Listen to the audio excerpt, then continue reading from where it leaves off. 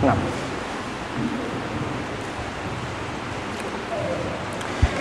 Bismillahirrahmanirrahim. Assalamualaikum warahmatullahi wabarakatuh. Alhamdulillahi ala ihsanih wa syukru lahu ala taufiqihi wa amtinanih. Asyhadu an la ilaha illallah wahdahu la syarika lahu ta'ziman li sya'nih. Wa asyhadu anna Muhammadan 'abduhu wa rasuluhu ad-da'i ila ridwanih. Salawatu rabbi wa salamuhu alaihi wa ala alihi wa ashabihi wa man tabi'ahum bi ihsanin ila yaumil liqa'ih. Amma ba'd. Ma'asyiral muslimin rahimani wa rahimakumullahu jami'an. Pertama-tama marilah kita panjatkan rasa syukur kita kehadirat Allah Subhanahu wa taala. Karena sebab nikmatnya dan juga hidayah dari Allah Subhanahu wa taala, kita dapat berkumpul di salah satu rumah daripada rumah Allah Subhanahu wa taala.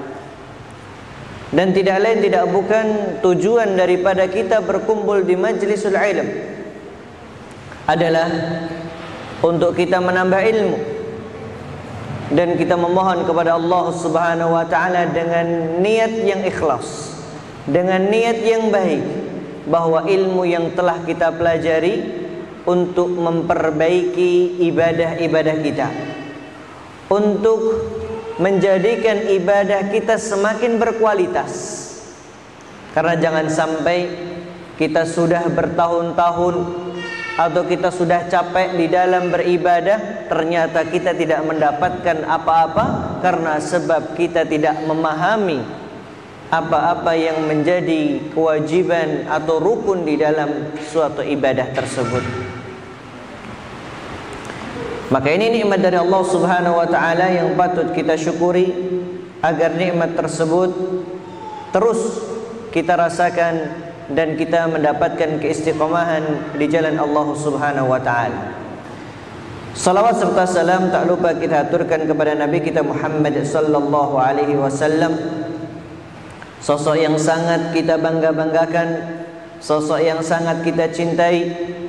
Tetapi jangan sampai rasa bangga dan juga cinta hanya sekadar di mulut saja atau di lisan kita saja, akan tetapi kita berusaha untuk mencontoh Rasul sallallahu alaihi wasallam di dalam amaliyah ataupun di dalam beribadah beliau kepada Allah Subhanahu wa taala. Jemaah sekalian yang semoga senantiasa dirahmati oleh Allah Subhanahu wa taala, tak terasa kita sudah di tanggal 20 Sya'ban. Kalau kita lihat antara 9 atau kurang 10 hari lagi kita akan menuju bulan Ramadan, yang mana kita semuanya akan menuju ke sana bagi mereka yang diizinkan oleh Allah Subhanahu wa taala. Jangan sampai kesempatan yang mulia ini kemudian kita sia-siakan. Tiket tidak perlu kita membeli, karena biasanya kalau orang pengen masuk ke tempat wahana atau ke tempat yang kita ingin masuk ke sana, kita harus membeli tiket dulu, atau minimalnya kita harus membayar uang parkir. Tetapi kita semuanya tatkala masuk ke dalam bulan Ramadan ini tidak perlu itu semuanya. Yang perlu kita siapkan adalah badan kita, hati kita. Karena dengan dua ini, hati dan juga badan, maka kita akan menikmati Ramadan tahun ini dengan penuh kenikmatan. Dan alhamdulillah atas izin Allah Subhanahu wa taala, kita telah menyelesaikan di dalam menulis risalah yang ringkas terkait dengan fikih puasa, yang insyaallah taala akan kita bahas sampai selesai biidznillah azza wajalla. Kalau seandainya nggak selesai, ya silahkan untuk dibaca di rumah. Kitab alhamdulillah Allah Subhanahu wa taala berikan para donatur atau muhsinin yang mereka ingin mendapatkan amal jariah di sana. Maka amal jariah itu akan selalu mengalir tatkala tempat atau barang yang dijadikan sebagai amal jariah selalu digunakan. Maka dalam masalah wakaf, ketika tempat tersebut sudah tidak digunakan, para ulama mengatakan, salah satunya Syekhul Islam Ibnu Taimiyah rahimahullahu taala, beliau berpendapat hendaknya tempat tadi dijual dan dicarikan tempat yang lebih produktif kembali. Agar apa? Agar pahala dari orang yang telah mewakafkan bagi mereka yang telah bersedekah jariyah terus mendapatkan pahala-pahala tersebut. Maka ilmu ini salah satu dikatakan di dalam hadis Rasulullah sallallahu alaihi wasallam, al-ilmu yuntafa'u bih, ilmu yang bermanfaat. Maka kami harapkan jamaah sekalian setelah mempelajari tentang fikih puasa ini, maka diajarkan kepada anak-anaknya atau diajarkan kepada keluarga-keluarganya, yang dengan hal tersebut apabila dilaksanakan oleh mereka maka akan mendapatkan pahala yang luar biasa untuk kita semuanya. Jamaah sekalian, tentu di dalam membaca kitab ini kita tidak membaca secara kata demi kata atau huruf demi huruf tetapi kita akan memberikan ringkasan. Adapun penyempurnaannya nanti kami harapkan bisa dibaca di rumah masing-masing. Kita masuk kepada bab yang pertama, yaitu pengertian daripada puasa. Puasa secara bahasa yang memiliki arti yaitu menahan. Maka segala hal tatkala kita menahan dari sesuatu tersebut disebut sebagai as-shaum. Dari kata soma yasum, fiilnya soma yasumu, berpuasa, sauman wasiyaman. Sebagaimana firman Allah Subhanahu wa taala ketika menceritakan tentang Maryam, maka Maryam mengatakan, inni nadartu lirrahmani sauma, sesungguhnya aku telah bernadar, yaitu berupa berpuasa untuk Tuhan yang Maha Pengasih. Maksudnya berpuasa di sini adalah puasa dari berbicara. Kemudian disebutkan di dalam sebuah kitab yaitu Al-Mughni karangan Al-Imam Ibnu Qudamah, bahwa puasa secara syar'i, makna puasa secara syar'i atau istilahan dikatakan adalah imsakun an asya'in makhsusatin fi zamanin makhsusin wa min syakhsin makhsusin. Ini kalau ada papan tulis, insyaallah kita akan jelaskan lebih detail. Beliau mengatakan di sana imsaku an asya'in makhsusah, yaitu menahan dari sesuatu yang khusus. Berarti disebut sebagai sesuatu yang khusus adalah apa? Pembatal-pembatal puasa. Yang bawa bolpen silahkan Pak, coret-coret nggak masalah, sudah halal untuk panjenengan. Apa saja pembatalnya? Insya Allah akan ada bab secara khusus membicarakan tentang hal tersebut. Kemudian fi zamanin maksus, yaitu pada zaman yang khusus juga. Karena memang puasa, dikatakan puasa ada waktu-waktu tertentu. Waktu diwajibkannya puasa tentu di bulan Ramadan. Kemudian di bulan Ramadan pun tidak satu hari seorang harus menahan puasanya, tidak. Tetapi min tulu'il fajris shadiq, dari mulainya terbitnya fajar shadiq sampai ghurubis syamsi, tenggelamnya matahari. Ini yang menjadi poin yang penting. bahwa patokan untuk kita berbuka puasa itu bukan azan maghrib, tetapi apabila sudah masuk atau sudah tenggelamnya matahari, maka disitulah kita boleh untuk berbuka. Karena sebagian orang mengatakan, oh jangan dulu, belum azan. Tidak. Tetapi yang perlu kita perhatikan, apakah sudah tenggelam matahari atau belum. Ustaz, biar mudah. Kenapa? Karena seorang azan tentu kalau sudah terbenam matahari, iya. Tetapi kalau bapak-bapak dan ibu-ibu pengen tahu, ternyata muadzin pun sebelum azan sudah buka dulu, maka azannya agak telat. Maka di sini patokannya adalah ghurubis syams, tenggelamnya matahari. Wa min shakhsin makhsusin, dan untuk orang yang khusus. Tidak semua orang wajib berpuasa, iya, karena suatu sebab. Contoh, orang yang belum balik seperti anak-anak, tidak wajib mereka untuk berpuasa. Orang gila nggak wajib. Orang yang haid, dan ini disebut sebagai mawani', penghalang-penghalang orang tidak wajib untuk berpuasa. Dan insyaallah akan ada pembahasan khusus terkait dengan hal tersebut juga. Kemudian kita masuk pada bab yang berikutnya, yaitu sejarah puasa.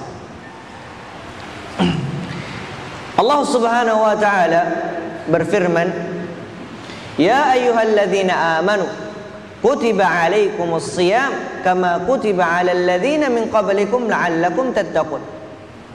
Ayat ini menunjukkan bahwa puasa tidak hanya disyariatkan pada zaman Nabi kita Muhammad sallallahu alaihi wasallam, akan tetapi di zaman-zaman dahulu, umat-umat terdahulu, mereka pun juga diwajibkan untuk berpuasa atau disyariatkan untuk berpuasa.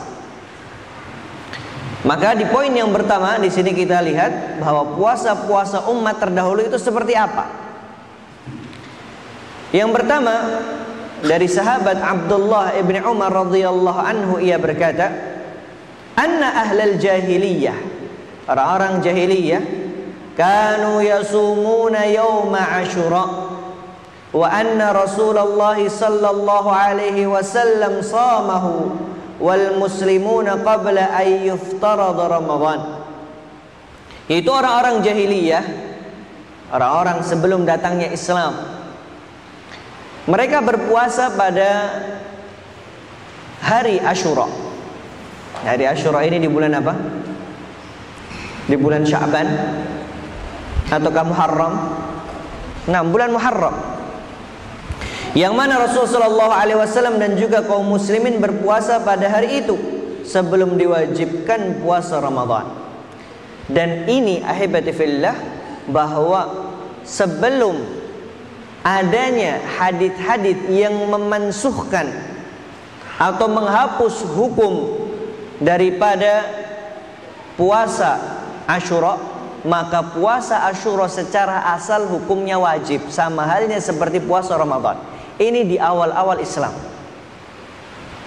Di awal-awal Islam, puasa Ashura hukumnya wajib. Tetapi kemudian setelah berjalannya waktu, kemudian Allah Subhanahu wa taala memansuhkan atau menghilangkan hukum wajib daripada puasa Ashura menjadi puasa sunnah. Sebagaimana di dalam hadis yang lainnya, dari ibunda kita Aisyah, halaman 11. Kita langsung loncat ke sana. Kana yaumu Asyura yauman tasumuhu Quraisyun fil jahiliyah, wa kana Rasulullah sallallahu alaihi wasallam yasumuhu fil jahiliyah. Bahwa hari Asyura ini hari di mana orang-orang Quraisy di zaman jahiliyah mereka berpuasa. Dan begitu pula yang dilakukan oleh Rasul sallallahu alaihi wasallam, beliau berpuasa pada hari Asyura tersebut. Falamma qadima Rasul sallallahu alaihi wasallam al-Madinata shamahu wa amarahu bisiyamih. Falamma furida Ramadan kana huwa al-fariidah wa turika yaumu Asyura faman syaa'a shamahu wa man syaa'a tarakahu. Kemudian tatkala datang ke Madinah, Rasulullah SAW memerintahkan seluruh sahabat agar berpuasa. Ya, agar berpuasa. Karena memang beliau di dalam hadits yang lainnya, silahkan nanti dibaca pada poin yang sebelumnya, dikatakan bahwa hari itulah di mana orang-orang Yahudi, ya, mereka mendapatkan kemenangan di bawah panjinya Nabi kita Musa alaihi salatu wassalam. Maka kemudian beliau mengatakan, nahnu ahaqqun, kami ini lebih berhak atas kalian terhadap apa yang dilakukan oleh Nabi Musa alaihi salatu wassalam. Maka kemudian dengan hadis ini menunjukkan hukum daripada puasa Asyura itu mansukh, yaitu dihapuskan hukumnya yang sebelumnya wajib kemudian menjadi sunnah. Kenapa? Rasulullah SAW mengatakan, "Faman syaa'a shamahu wa man syaa'a tarakahu." Yang mau berpuasa silahkan, dan yang mau meninggalkan, artinya tidak berpuasa, ya silahkan. Ini menunjukkan bahwa puasa tersebut sudah tidak wajib. Kemudian yang kedua, yaitu fase di dalam penetapan puasa Ramadan. Di sini disebutkan ada 3 fase di sana. Fase yang pertama, bagi orang yang menghendaki puasa, ini terkait dengan puasa Ramadan. Bagi yang menghendaki puasa, maka ia berpuasa. Dan barang siapa yang tidak ingin berpuasa, maka ia harus memberi makan setiap hari 1 orang miskin. Ini berkaitan tentang kaifiyah, tata cara puasa. Ketika memang betul bahwa puasa Ramadan hukumnya wajib, tetapi bagaimana caranya? Ketika di awal, ya, ketika ditetapkannya puasa Ramadan, maka Rasulullah SAW memberikan pilihan. Yang mau puasa silahkan, dan yang nggak mau puasa wajib untuk memberi makan 1 orang miskin. Kemudian fase yang kedua, untuk dalilnya ya silahkan nanti dibaca. Fase yang kedua adalah seseorang apabila sedang shaum, lalu tiba waktu berbuka, kemudian dia pergi tidur sebelum melakukan buka puasa, akhirnya dia tidak berbuka, artinya ketiduran, Pak. Sudah datang waktu maghrib, ternyata tidak berbuka, malah ketiduran. Akhirnya dia tidak memakan apa-apa dan tidak meminum apa-apa. Maka dia wajib untuk melanjutkan sampai maghrib kembali di hari berikutnya. Ini. Tetapi hal ini kemudian dihilangkan dan tidak diberlakukan akan fase yang kedua ini. Kemudian barulah masuk kepada fase yang ketiga, yaitu puasa Ramadan seperti yang kita lakukan pada saat ini. Artinya ketika seseorang mau tertidur, maka dia tidak mengapa untuk berbuka pada waktu di mana dia bangun. Bukannya seseorang, maka mentoknya atau patokannya adalah ghurubis syams, terbenamnya matahari. Maupun tidur sampai isya atau sampai jam 12 malam kemudian baru buka, silahkan, tidak mengapa. Kalau fase yang kedua tadi nggak boleh, kamu harus tetap menahan puasamu sampai nanti maghrib di hari berikutnya. Di sini kita akan baca hadisnya. An Muadz bin Jabal qala uhilatis salatu 3 ahwalin wa uhilas siyamu 3 ahwalin. فذكر الحديث إلى أن قال وأما أحوال الصيام فإن رسول صلى الله عليه وسلم قدم المدينة فجعل يصوم من كل شهر 3 أيام وقال يزيد فصام 17 شهرا من ربيع الأول إلى رمضان من كل شهر 3 أيام وصام يوم عاشوراء thumma inna Allah azza wa jal farada alaihi as-siyam fa anzala Allah azza wa jal ya ayyuhalladzina amanu kutiba alaikumus siyam kama kutiba alal ladzina min qablikum la'allakum tattaqun. Masyaallah, panjang ini Pak. Kita sampai pada wajhud dalalah aja, ya. Bentuk pendalilan yang menunjukkan fase yang ketiga. Maka disebutkan di sini pada halaman yang ke-19. Ya. Di situ disebutkan wa atan nabiyyu sallallahu alaihi wasallam fa dzakara dzalika lahu fa anzalallahu azza wa jalla uhilla lakum lailatas siyamir rafathu ila nisaikum ila qawlihi thumma atimmus siyama ila lail. Ayat ini disebutkan oleh para ulama fikih menunjukkan bahwa fase yang kedua dan yang pertama itu sudah tidak berlaku lagi. Kenapa? Ayat ini secara umum, ketika di malam hari silahkan kalian mau melakukan hubungan badan. Kemudian tsumma atimmus siyama ilal lail, kemudian sempurnakanlah puasa kalian sampai malam. Menunjukkan bahwa zamanul imsak, waktu untuk menahan dari pembatal-pembatal puasa hanya sampai pada waktu ghurubis syams, terbenamnya matahari. Setelah itu silahkan. Mau buka ya silahkan, mau agak diakhirkan juga silahkan. Tetapi yang paling afdal adalah menyegerakan berbuka sebagaimana di dalam hadits Rasul sallallahu alaihi wasallam bahwa umat ini akan senantiasa baik ketika kalian mendahulukan untuk berbuka. Dan ini adalah sebuah kenikmatan dan juga kasih sayang Allah Subhanahu wa taala kepada kita semuanya. Baik. Jadi jelas bahwa fase di dalam puasa Ramadan ada 3. Yang pertama tadi apa? Bahwa barang siapa yang berkehendak untuk berpuasa silakan, dan yang nggak mau harus memberi makan satu orang miskin setiap dia tidak berpuasa.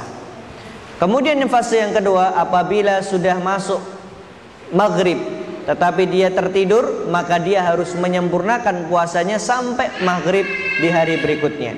Kemudian yang ketiga adalah seperti puasa yang kita lakukan pada saat ini. Kemudian hukum puasa. Nah, silahkan dibuka halaman 23. Ini namanya bedah itu ya cepat Pak. Masalahnya kalau nggak dituntun baca, insya Allah sebagai pajangan di rak saja nanti Pak. Maka kita berusaha untuk belajar bersama di sini. Nah, hukum puasa. Puasa tentu dibagi menjadi 2. Puasa yang hukumnya adalah wajib dan puasa yang hukumnya adalah sunnah. Maka ada puasa wajib, ada puasa sunnah. Puasa wajib ada 3. Selama ini mungkin kita tahu bahwa yang wajib adalah puasa Ramadan. Kenapa? Jelas Bunyal Islamu 'alal khams, ya, termasuk rukun daripada rukun Islam. Ternyata ada 2 lagi yang wajib seseorang harus menunaikan, yaitu apa? Yang pertama puasa Ramadan, kemudian puasa karena kafarat. Itu apa? Karena kafarat. Apa bedanya kafarat dengan diyah? Diyah adalah suatu denda yang harus dibayarkan kepada orang yang telah kita lukai, atau kita ada seorang yang membunuh. Maka disinilah berlaku yang namanya diyat. Tetapi kafarat adalah sebagai penebus dosa atas apa yang telah dia lakukan. Seperti seorang melakukan hubungan badan di bulan bukan di bulan Ramadan, tetapi di siang hari di bulan Ramadan. Karena kalau di malam hari terserah, monggo silahkan.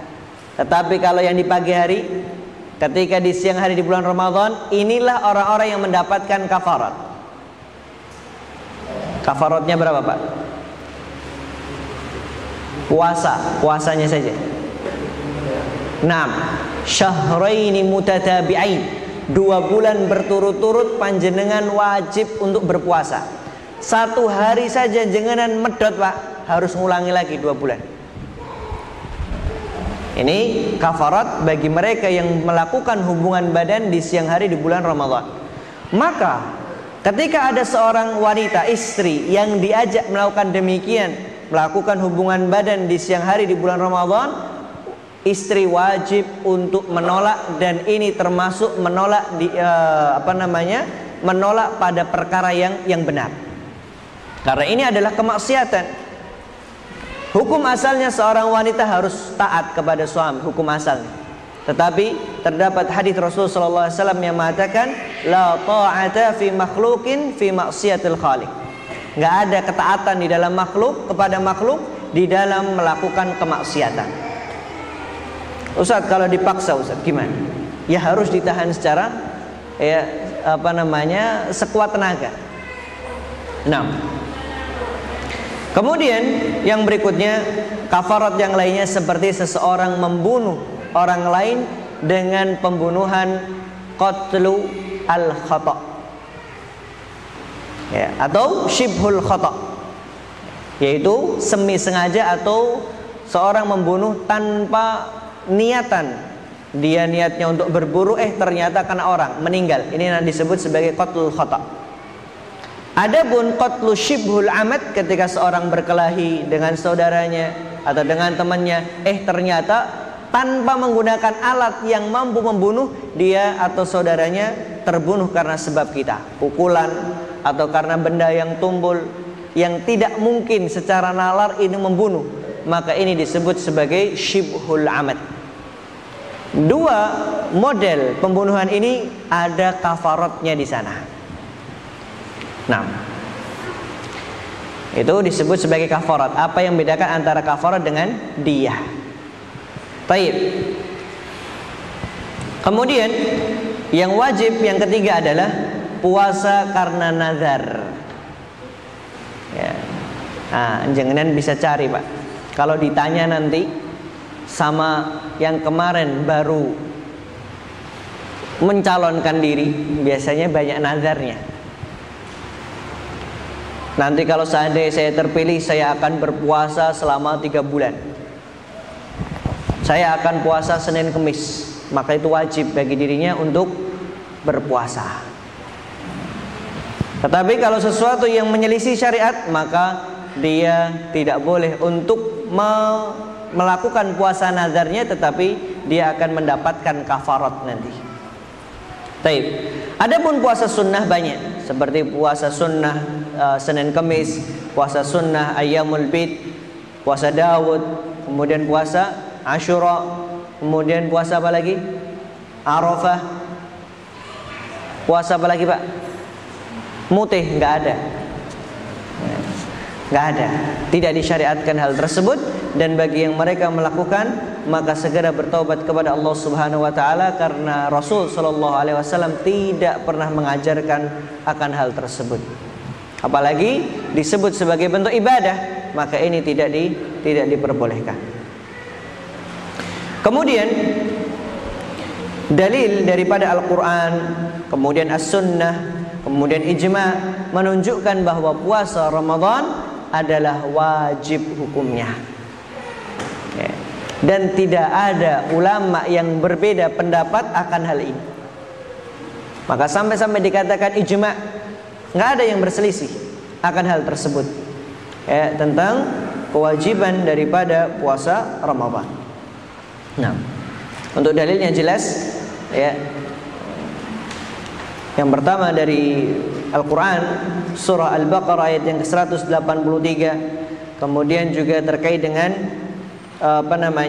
hadis rukun Islam.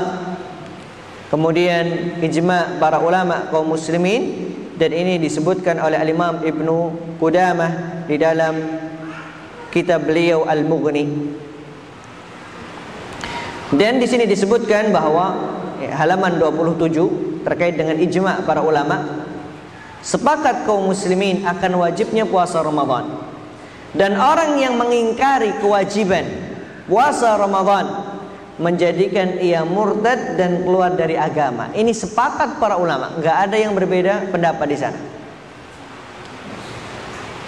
Tetapi Ustaz, kalau seandainya dia mengakui wajibnya puasa Ramadan tetapi tidak puasa, maka tidak disebut sebagai orang yang keluar dari ajaran agama Islam, tetapi dia telah melakukan perbuatan dosa besar.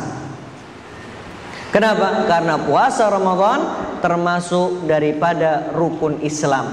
Kalau tiangnya kok roboh, maka bagaimana orang tersebut bisa berdiri dengan kokoh? Bagaimana iman orang tersebut dapat berdiri dengan kokoh? Nah, kemudian di sini disebutkan bahwa puasa Ramadan diwajibkan pada tahun kedua dari hijrahnya Rasul sallallahu alaihi wasallam ke Madinah. Dan beliau selama hidupnya berpuasa Ramadan sebanyak 9 kali, karena beliau wafat pada tahun 11 Hijriyah dan di bulan Rabiul Awal, yang disebutkan oleh Syekh Muhammad ibn Shalih Al-Utsaimin di dalam risalah beliau. Nah, soal, ada pertanyaan Pak? Enggak ada ya? Lanjut. Nah, kemudian bab yang berikutnya halaman 28.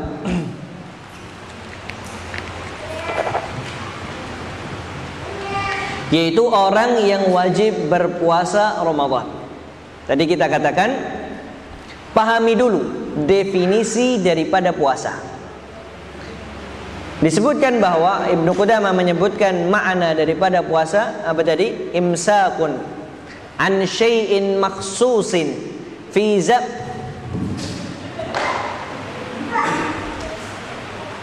Nah, nggak apa-apa, insyaallah. Baik, disebutkan imsakun fi zamanin makhsusin, ya, apa namanya, fi zamanin makhsusin, yang jadi lupa tiba. Nah, imsakun an asya'in makhsusin fi zamanin makhsusin wa min syakhsin makhsusin. Ini pahami 3 poin di dalam memahami makna daripada puasa, ya. Maka pembahasan tentang orang yang wajib berpuasa, disinilah pembahasan pada kata an syakhsin makhsusin, yaitu orang-orang yang khusus. Siapa saja? Yang pertama, bahwa orang yang wajib menjalankan puasa apabila memenuhi syarat-syarat berikut ini. Yang pertama adalah muslim. Yang pertama adalah muslim, ini jelas. Karena orang yang kafir yang melakukan puasa maka tidak akan diterima puasanya. Tidak hanya diterima, tidak hanya tidak diterima, tetapi tidak sah puasanya, ya. Kemudian yang kedua adalah seorang yang mukallaf. Mukallaf adalah orang yang balik dan juga berakal. Ini 2 sifat orang yang mukallaf. Balighun aqilun, orang yang balik dan orang yang berakal. Maka orang yang memiliki 2 sifat ini disebut sebagai mukallaf, yaitu dia sudah dibebani dengan syariat-syariat Islam. Dia sudah ditulis, apabila melakukan kesalahan maka ditulis. Ini disebut sebagai orang yang mukallaf, balik dan juga berakal, ya. Maka orang yang gila tidak disebut sebagai mukallaf. Orang yang belum balik juga tidak disebut sebagai orang yang mukallaf. Adapun tanda balik, ya, untuk anak laki-laki khususnya, di halaman 29 kita sebutkan di sana 3 tanda. Yang pertama, keluarnya mani.